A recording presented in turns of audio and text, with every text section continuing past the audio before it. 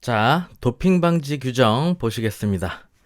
이번에 나온 최신 규정에 대한 내용 중에서 가장 많은 분량을 갖고 있네요. 그쵸? 근데 사실 내용을 보면은 뭐 그렇게 필요한 부분이 아닌데 그래도 우리가 또 시험을 준비하는 입장에서 같이 한번 훑어보도록 하겠습니다. 여러분들도 개인적으로 한 3번 정도는 반드시 읽어보시는 걸 권해드립니다. 규약과 도핑 방지 규정의 기본 원리 보시면 도핑 방지 프로그램은 스포츠의 본질적 가치를 보전하는 데 있다. 본질적 가치는 스포츠 정신으로 불리기도 하고 올림픽 정신의 핵심이다. 물론 이제 우리 바디빌딩은 올림픽 정식 종목으로 채택되진 않았지만 그러한 이제 다른 운동 종목인 뭐 육상이라든가 뭐 배드민턴이라든가 이런 걸로 보시면서 같이 이해해 나가시면 되겠습니다. 자, 이는 타고난 재능의 완성을 위해 혼신의 노력을 다함으로써 인간의 우수성을 추구하고자 함이며 진정한 의미의 경기 방식을 의미하기도 한다. 스포츠 정신은 인간의 정신과 심신의 찬양이며 스포츠를 통하여 발견한 다음과 같은 가치를 반영한다. 윤리, 페어플레이, 정직, 건강, 우수한 경기력, 품성 및 교육, 재미와 즐거움, 협동정신, 헌신과 책임, 규칙과 법령의 준수, 자기 자신과 다른 참가자를 존중하는 자세, 용기, 공동체의식과 연대의식. 도핑은 근본적으로 스포츠 정신에 반하는 행위이다. 내용 보시면 뭐 너무나 당연한 그러한 내용인데 도핑 방지 프로그램은 스포츠의 본질적 가치를 보존하는 데 있다. 그쵸? 우리가 스포츠를 하는데 나는 내추럴로 운동을 해서 대회에 나갔는데 누군가는 약물을 사용해서 뭐 스테로이드 제제, 우리 바디빌딩에서의 대표적인 어떤 남성 호르몬이죠. 약물을 사용을 해서 대회에 나온 다른 그 선수하고 대결을 하면, 그쵸? 그렇게 경기를 하면 게임이 안 되겠죠. 이건 무슨 치트키 쓰는 것처럼, 그쵸? 그러니까 페어하게 플레이를 해야 되고 윤리에도 좀 어긋나고, 그쵸? 그리고 건강을 해칠 수가 있죠. 뭐 이러한 것들, 이게 뭐 거의 도핑에서의 시작이자 끝이라고 보시면 돼요. 굉장히 중요한 그런 내용이에요. 본질적인 거 딱 기억하시면 되고, 여러분들이 좀 이렇게 좀 외우기 쉬운 거, 그러한 거 위주로 같이 좀 봐주시면 좋을 것 같습니다. 기본적으로 바디빌딩에서의 그 이제 약물을 사용하는 건 뭐 여러 가지가 있겠지만, 뭐 체지방을 싹 녹일 수 있는 그런 뭐 그래서 더 좋은 근질로 만들 수 있는 그러한 약물도 있고, 근비대, 보통 일반적으로 우리가 바디빌딩 운동을 통해서 근비대를 일으킨다라고 표현을 하죠.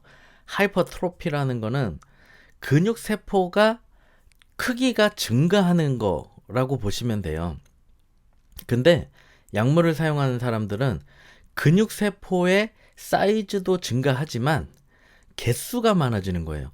그거는 어떻게 이길 수가 없는 거예요. 나는 약물을 사용하지 않고 근세포가 만약에 예를 들어서 나는 5개의 근세포를 갖고 있는데 그 5개의 근세포의 사이즈만 증가시키는 형식의 운동을 하고 있는 건데, 누군가 약물을 사용한다면 사이즈도 증가하지만 근섬유 그 근세포의 개수도 늘어나는 거니까 10개, 15개가 돼버리는 거예요. 거기다가 근비대, 근육세포가 증가까지 하죠. 증식과 증가가 함께 되는 약물을 사용하는 사람들을 어떻게 이겨요? 이길 수가 없죠. 그렇기 때문에 페어하지 못하죠. 그렇게 경기를 한다는 거는. 당연히 그런 약물을 사용하면 여러분들도 잘 알고 계시겠지만 여러 가지 이제 건강상의 불이익이 오죠. 이 개인에 대한 적용, 이 부분도 쭉 좀 잘 읽어보세요. 특히 더 유념해서. 국제대회 또는 국내 대회에 참가하기를 희망하는 모든 선수들은 본 도핑 규정 방지 규정에 따라 대회 6개월 전부터 검사에 응할 준비가 되어 있어야 한다. 자, 여기 잘 보세요. 이런 거는 충분히 문제로 나올 수 있는 부분입니다. 도핑의 정의 및 도핑 방지 규정 위반에 대한 내용이에요. 본 규정에서 도핑이란 세계 반도핑 규약 및 한국 도핑 방지 규정에서 규정한 하나 또는 그 이상의 도핑 방지 규정 위반의 발생을 말한다. 도핑이란 무엇인가? 이렇게 질문이 충분히 나올 수 있고 전에도 많이 나왔었죠. 그러니까 이렇게 좀 잘 보시기 바랍니다.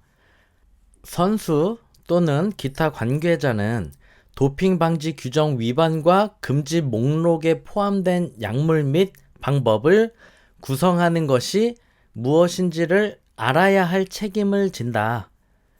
어떤 게 금지 약물인지 금지 목록에 대한 최신 내용들을 이렇게 출력해갖고 갖고 있어야 된다라는 거예요. 그러니까 쉽게 얘기하면 만약에 내가 병원에 갈 일이 있거나 그랬을 경우에 내가 이러한 약물을 하면 안 된다라는 거를 의사한테 미리 보여줄 수 있을 정도로 알고 있어야 된다라는 겁니다. 그러한 책임을 갖는다. 선수 또는 기타 관계자라고 하죠. 그러니까 뭐 지도자를 이야기할 수도 있는 거고, 그렇죠? 감독, 코치 등등.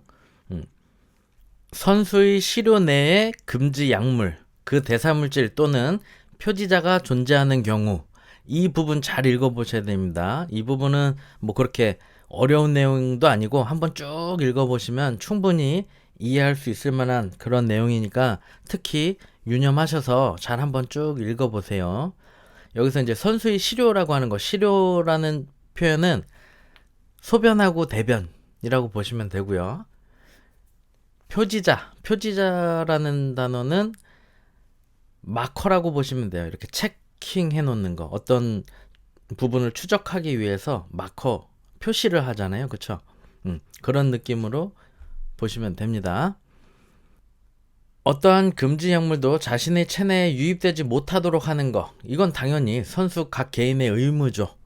선수는 자신의 시료에 존재하는 것으로 밝혀진 금지 약물, 그 대사물질 또는 표지자에 대하여 책임을 진다. 쉽게 얘기하면 금지 약물에 그 해당하는 물질들에 대한 거를 책임을 진다.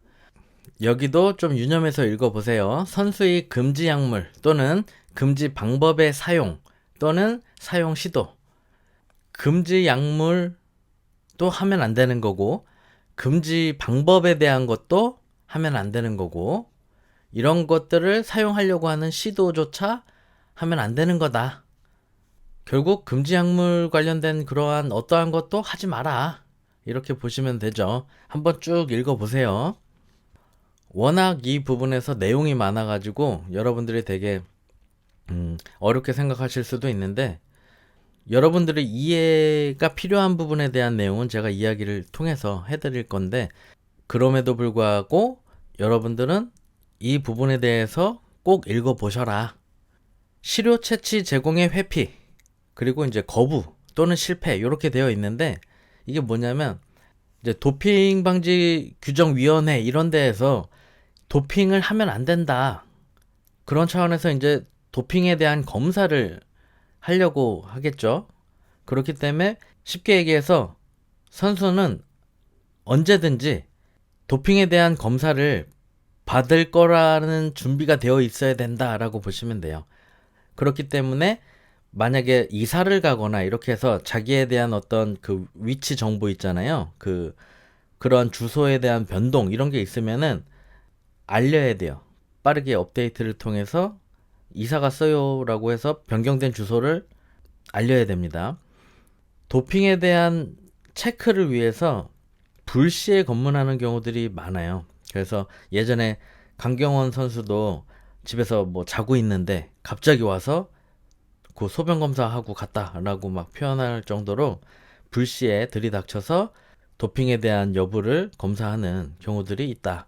그 부분을 선수는 인지를 해야 되겠죠. 안 그러면 굉장히 불쾌하고 협조를 하지 않으려고 할 수 있겠죠. 그래서 이런 부분들은 여러분들도 잘 인지를 하셔야 됩니다.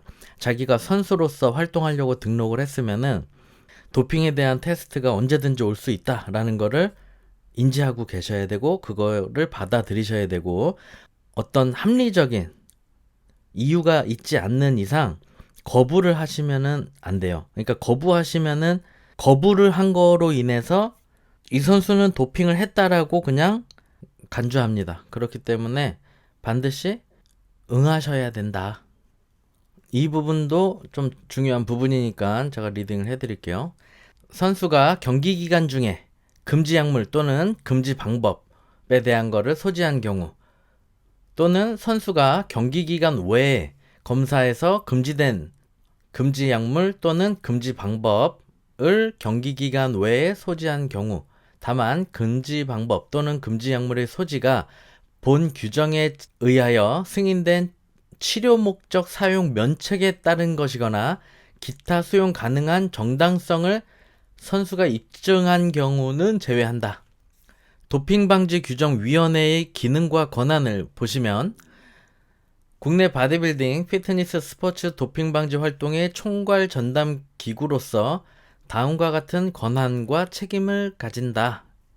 도핑방지 규정의 제정, 개정에 관한 사항, 도핑방지 규정 위반자에 대한 징계 및 유권 해석에 관한 사항, 도핑방지를 위한 교육, 홍보, 정보 수집 및 연구, 도핑검사 계획의 수립, 그리고 진행, 도핑검사 결과 관리 및 그 결과에 따른 제재, 도핑방지를 위한 국내외 교류 및 협력. 결국에는 뭐 도핑을 방지하기 위한 여러 가지 내용들을 하고 있죠. 세계 도핑방지기구의 금지 목록 결정이라는 부분 보시면 이제 금지 목록에 포함되는 금지 약물에 대한 내용인데 이게 경기력 향상에 도움이 되지 않는다 또는 건강에 그렇게 해를 끼치거나 해서 나쁘지 않다, 스포츠 정신에 반하지 않는다 라는 이유로 이의를 제기할 수 없다라는 겁니다. 그러니까 세계 도핑방지 기구에서 금지 목록을 결정한 그 물질들, 그러한 내용들이 있으면 그냥 그거 하면 안 된다.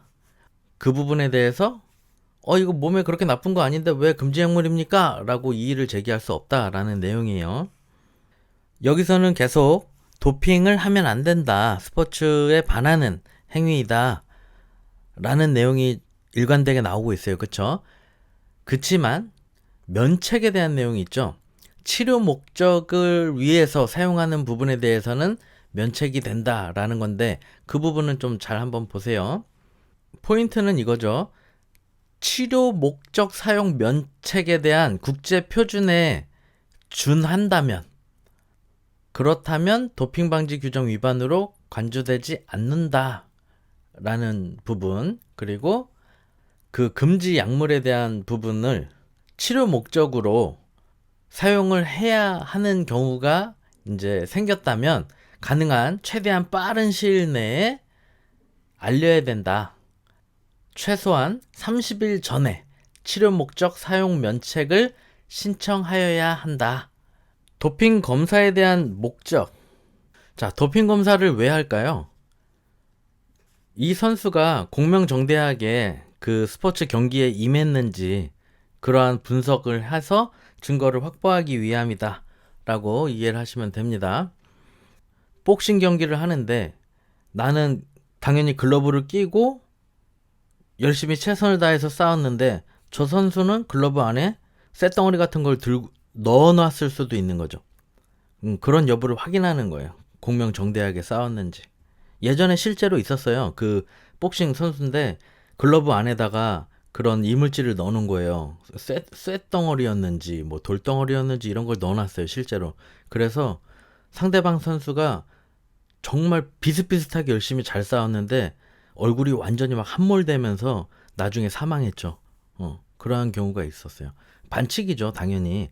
근데 약물도 그러한 불공정한 경기를 하게끔 하기 때문에 좀 예민한 이슈가 되는 거고 계속 그거에 대해서 엄격하게 더 해야 된다, 이러한 목소리들이 굉장히 높죠. 아까 제가 위에서 언급했었던 부분이죠. 선수 소재지 정보에 대한 거. 본 협회 및 위원회의 관할 하에 있는 선수는 한국도핑방지위원회의 운영사항을 충실히 이행하여야 한다. 분기별로 도핑방지위원회 자신의 소재지 정보에 대한 거를 잘 제공을 해야 된다. 그쵸? 항상 정확하고 완성된 정보를 유지하기 위하여 필요할 때마다 최신의 정보로 갱신해라. 그리고 그러한 소재지에서 검사받을 준비를 하여야 한다. 연락을 하고 오던 연락을 하지 않고 갑자기 들이닥쳐서 검사를 진행할 수가 있죠. 그때 협조해라. 이런 내용이에요. 그러니까 그러한 부분을 선수가 인지를 하고 있어야 된다.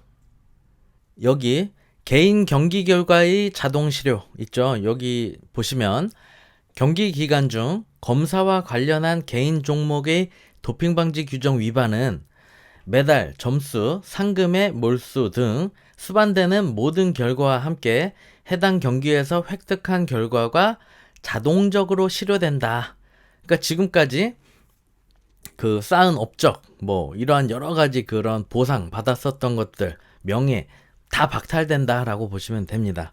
예전에 랜스 암스트롱이라는 그 유명한 사이클 선수 있죠. 그 선수가 그 신부전증 치료제로다가 이제 알려져 있는 그러한 약물을 사용을 했어요. 그 뭐 EPO라고 표현을 하는데 그 약물은 적혈구의 양을 늘리는 그러한 약물인데 결국 적혈구의 양을 늘린다는 건 뭐예요? 우리가 운동 생리학 공부하다 보면 나오죠? 산소 수용 능력 같은 거, 산소 사용 운반 능력 막 이런 것들이 증가된단 말이에요.